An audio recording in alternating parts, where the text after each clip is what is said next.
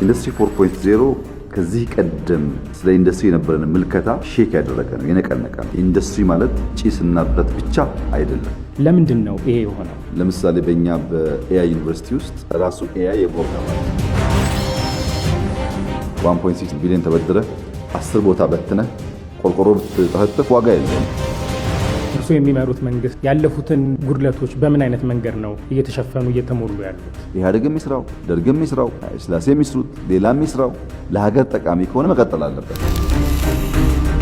የባህር በር ማጣታችን ያሳደረው ጫና ምን ያህል ነው? ለምንድን ነው የሆርሙዝ ስትሪፕን ማስከፈት የዓለም አጀንዳ የሆነው?